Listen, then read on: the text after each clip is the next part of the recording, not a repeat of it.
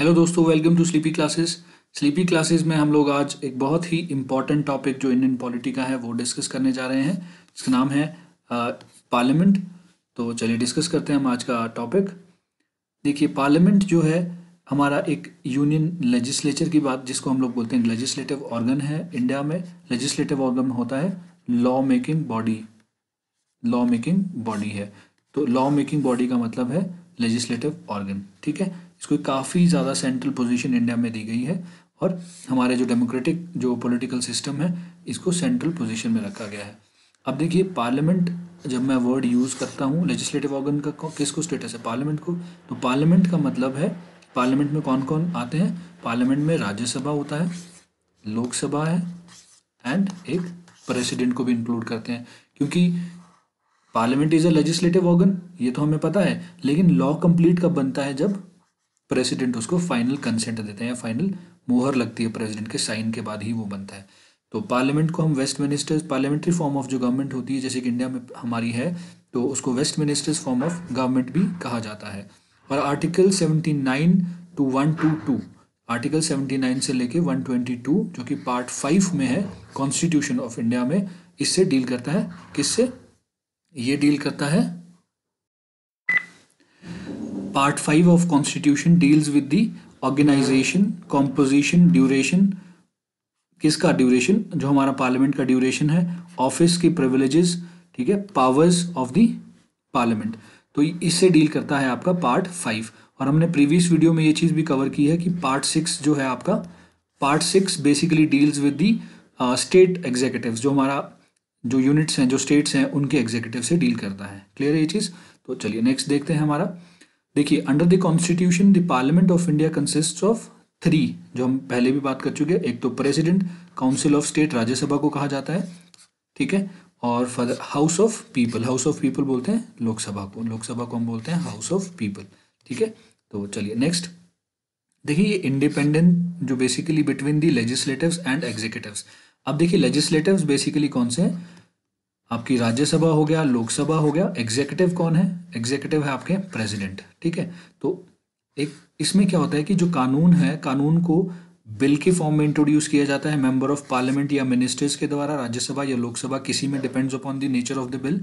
उसके बेसिस पे जो है लोकसभा या राज्यसभा में बिल को इंट्रोड्यूस किया जाता है एंड लोकसभा राज्यसभा से बिल को जब पास किया जाता है, after that bill goes to the presidential bench और प्रेसिडेंट फाइनल एसेंट देने के बाद उस बिल को जो है लॉ के फॉर्म में लेके आते हैं। उस प्रेसिडेंशियल एसेंट के बाद जो है बिल लीगल टेंडर में आता है और उसको लीगली जो है इम्प्लीमेंट हो जाता है कंट्री में। क्लियर है? तो चलिए नेक्स्ट देखते हैं कॉम्पोजिशन ऑफ 2 हाउसेस। अब कॉम्पोजिशन ऑफ 2 हाउसेस में देखिए, फर्स्ट ऑफ जो पहला हाउस है वो राज्यसभा हम लोग ले रहे हैं। तो राज्यसभा का मतलब होता है कि जो रिप्रेजेंटेटिव्स ऑफ स्टेट्स आते हैं, इसमें हमने प्रीवियस कुछ इस स्लाइड्स में भी देखा है कि राज्यसभा जो है क्या है, काउंसिल ऑफ स्टेट्स भी बोलते हैं इसको। क्लियर है ये चीज़? तो देखिए, इसका जो फिक्स्ड बेसिकली स्ट्रेंथ है वो 250 है। Out of 238 are representatives of state, और बाकी जो है union territories and 12 nominated members होते हैं इसमें। नॉमिनेटेड यूटीज से 4 आते हैं और 12 नॉमिनेटेड मेंबर्स डिफरेंट स्टेट से आते हैं। एट प्रेजेंट जो है 245 मेंबर्स हैं और 229 मेंबर्स को जो है इलेक्ट किया गया है डिफरेंट उससे, और 4 मेंबर्स जो हैं यूटीज के आ रहे हैं।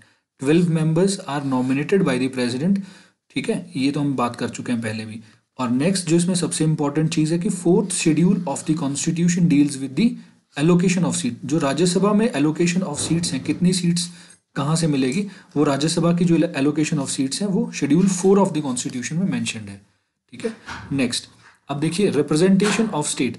रिप्रेजेंटेशन ऑफ स्टेट किस बेसिस पे आती है? रिप्रेजेंटेशन ऑफ स्टेट का मतलब है कि स्टेट से कैसे लोग आते हैं। तो देखिए, इलेक्शंस जो है, ये मेंबर ऑफ पार्लियामेंट, जो राज्यसभा के मेंबर ऑफ पार्लियामेंट्स होते हैं, they are elected indirectly by the member of legislative assemblies. जो हमारे एमएलएज होते हैं वो इनडायरेक्टली इलेक्ट करते हैं मेंबर ऑफ राज्यसभा को, ठीक है, मेंबर ऑफ पार्लियामेंट जो होते हैं राज्यसभा के। तो ये इस तरह से इनडायरेक्टली इलेक्टेड है। इसका मतलब ये है कि कोई भी इंडिविजुअल सिटीजन जो है डायरेक्टली इलेक्ट नहीं करता है अपने मेंबर ऑफ पार्लियामेंट। किसके? राज्यसभा के मेंबर ऑफ पार्लियामेंट। लोकसभा के तो हम डायरेक्टली इलेक्ट करते हैं, ठीक है, लेकिन जो राज्यसभा में हमारे एमपीज हैं, हम लोग उनके लिए डायरेक्टली वोट नहीं करते हैं। They are indirectly elected by the already elected MLAs, जो हमारी स्टेट कॉन्स्टिट्यूएंसी है या हमारी जो स्टेट की लेजिस्लेटिव असेंबली है वो लोग रिस्पेक्टिव स्टेट्स में से आती है। अच्छा, हर हर हर एक जो स्टेट्स हैं, जितनी भी स्टेट्स हैं, देखिए the election is held in accordance with the system of proportional representation. Proportional representation का मतलब है कि हर एक स्टेट, इंडिविजुअल स्टेट को डिफरेंट डिफरेंट सीट्स अलॉट होगी।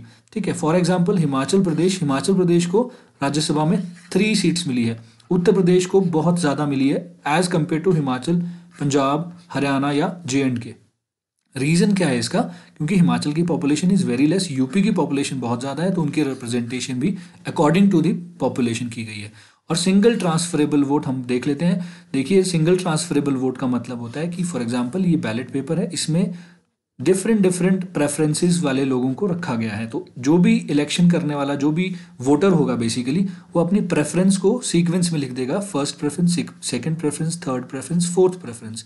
तो जब इलेक्शन में काउंटिंग होता है तो लास्ट वाला आदमी जो है एलिमिनेट हो जाएगा, और नंबर ऑफ वोट्स जितने भी लास्ट वाले कैंडिडेट को पड़े होंगे, जो जिसको एलिमिनेट हो जाएगा, उसके वोट्स जो है फर्दर रीडिस्ट्रीब्यूट्स होंगे नंबर ऑफ अदर कैंडिडेट्स में। ठीक है, इस तरह से इलेक्शन प्रोसेस जो है ट्रांसफरेबल वोट का चलता रहता है। क्लियर है ये चीज़?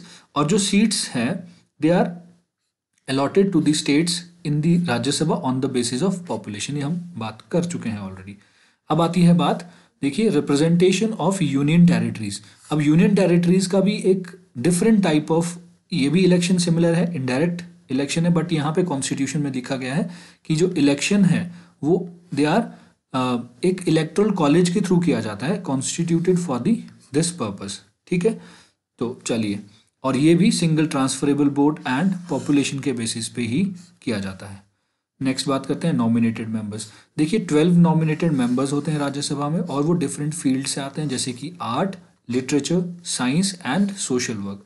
इसका एग्जाम्पल हम लोग देखते हैं, जैसे सचिन तेंदुलकर जी को नॉमिनेट किया है, तो बहुत सारे डिफरेंट, कोई मीडिया से हैं, कोई फिल्म इंडस्ट्री से हैं, कोई स्पोर्ट्स से हैं, कोई फिलेंथ्रोपिस्ट है, तो डिफरेंट डिफरेंट फील्ड से जो है लोगों को यहाँ पे लाया गया है। क्लियर है ये चीज़? तो इस तरह का प्रोविजन तो कॉन्स्टिट्यूशन में इसलिए रखा गया है कि कोई एमिनेंट पर्सन जो बहुत ही एक्स्ट्रा ऑर्डिनरी अचीवमेंट्स कर चुका है अपनी फील्ड में, तो उनको वो इलेक्शन के थ्रू नहीं आ सकते हैं। तो उनके लिए एक जो रास्ता रखा है नॉमिनेशन का बाय द प्रेसिडेंट, तो राज्यसभा में वो इलेक्ट होके, नॉमिनेट होके डायरेक्टली आ सकते हैं। ठीक है, और अब हम बात करते हैं कॉम्पोजिशन ऑफ लोकसभा। देखिए, लोकसभा बहुत ही इम्पोर्टेंट हाउस है, और इसकी जो स्ट्रेंथ है कॉन्स्टिट्यूशन में लिखी गई है वो है 552, लेकिन 530 मेंबर्स जो है रिप्रेजेंटेटिव ऑफ स्टेट आते हैं, एंड 20 मेंबर्स जो रिप्रेजेंटेशन ऑफ यूनियन टेरिटरीज आते हैं। तो 30 + 20 is 50, and 2 members are nominated by the president Anglo Indian community के। ठीक है, जिनको ड्यू प्रोसेस, जो बेसिकली ड्यू रिप्रेजेंटेशन नहीं मिलता इसके लिए, क्योंकि उनकी पॉपुलेशन बहुत कम है, इसलिए उनको एक नॉमिनेशन का प्रोसेस प्रेसिडेंट के द्वारा दिया गया है, कॉन्स्टिट्यूशन में मेंशन किया गया है। ठीक है, तो चलिए देखते हैं रिप्रेजेंटेशन ऑफ स्टेट्स। अब जो रिप्रेजेंटेशन ऑफ स्टेट्स है ये डायरेक्टली इलेक्टेड होते हैं। हम लोग हमेशा लोकसभा के इलेक्शन में डायरेक्टली पार्टिसिपेट करते हैं, कोई भी जो वोटर है वो डायरेक्टली पार्टिसिपेट कर सकता है। और इसमें एज जो दी गई है वो इनिशियली हमने 18 ईयर्स किया था। ठीक है, जो भी 18 साल का है वो वोट कर सकता है। पहले ये 21 ईयर्स थी, अब ये 18 कर दी गई है bye 61st constitutional amendment act 1988। तो ये चीज़ आपको ध्यान में रखनी है। सिटीजन होना चाहिए, ऑब्वियसली ये सिटीजन की बात है, और वोटर अगर 18 साल का है तो उसका वोटर कार्ड बन सकता है। तो ओरिजिनली कॉन्स्टिट्यूशन में 28 था, अब 18 है, रिड्यूस कर दिया गया 61st कॉन्स्टिट्यूशनल अमेंडमेंट एक्ट के तहत, तो वापस ले आए एज को। अब देखिए यूनियन टेरिटरीज में भी इसी टाइप का इलेक्शन होता है, डायरेक्ट इलेक्शन के थ्रू ही आते हैं। ठीक है, तो डायरेक्ट इलेक्शन के थ्रू ही यूनियन टेरिटरी से भी रिप्रेजेंटेटिव्स आते हैं। थर्ड जो है नॉमिनेटेड मेंबर्स है। प्रेसिडेंट जो है 2 मेंबर्स को एंग्लो इंडियन कम्युनिटी के नॉमिनेट करते हैं। ठीक है, ये ओरिजिनली 1960 तक ये प्रोविजन था, लेकिन 2009 में 95th कॉन्स्टिट्यूशनल अमेंडमेंट के तहत इसको 2020 तक एक्सटेंड कर दिया गया। क्लियर है ये चीज़? तो चलिए नेक्स्ट देखते हैं system of elections of Lok Sabha. देखिए, इलेक्शन ऑफ लोकसभा कैसे किया जाता है। For the purpose of holding direct election of Lok Sabha, each state is divided into territorial constituencies हर एक स्टेट में डिफरेंट टेरिटोरियल कॉन्स्टिट्यूएंसीज हो सकती है, किसी में 10 कॉन्स्टिट्यूएंसीज हैं, किसी में 20 है, किसी में 30 है, किसी में 50 है, डिपेंडिंग अपॉन द पॉपुलेशन। ठीक है, तो इसमें इसके लिए ये किस लिए टेरिटोरियल कॉन्स्टिट्यूएंसीज में इसको डिवाइड किया गया, देखिए each state is allotted number of seats. ठीक है, लोकसभा में नंबर ऑफ सीट्स हैं, जैसे हिमाचल की 4 हैं, पंजाब की कुछ और होगी, हरियाणा की कुछ और होगी, यूपी की कितनी है वो आप देख लीजिए। ठीक है, such a member in the ratio between the number of, ठीक है, ratio between that number and its population is the same for all states। देखिए इसका रेशियो जो है हर एक स्टेट का सेम, जितनी भी नंबर ऑफ सीट्स अलॉटेड है, number of seats allotted ratio number of आपकी जो पॉपुलेशन है, तो population ratio and seats allotted का रेशियो जो है वो हर स्टेट का सिमिलर रहेगा। ठीक है, और ये प्रोविजन कहाँ पे अप्लाई नहीं होता है, जहाँ पे 60 लाख से नीचे पॉपुलेशन है, 6 मिलियन से नीचे जो पॉपुलेशन है, कुछ स्टेट्स हैं जहाँ पे, वहाँ पे ये अप्लाई नहीं होगा ये प्रोविजन। ठीक है, each state is divided into territorial constituencies in such a manner that जो रेशियो है, ratio between the population of each constituency and the number of seats allotted to it is same throughout the states. ठीक है, तो याद देखिए between the states ratio same रहेगा, और state के अंदर जितनी भी कॉन्स्टिट्यूएंसीज हैं उनके भी रेशियो जो है रहने वाला है। ठीक है, तो चलिए, in brief the constituency ensures that there is a uniformity between, दो तरह की होती है, uniformity between the different states, ठीक है, and between the different constituencies in the same state. तो पॉपुलेशन के बेसिस पे ही ये बेसिकली कॉन्स्टिट्यूएंसीज को डिसाइड किया गया है।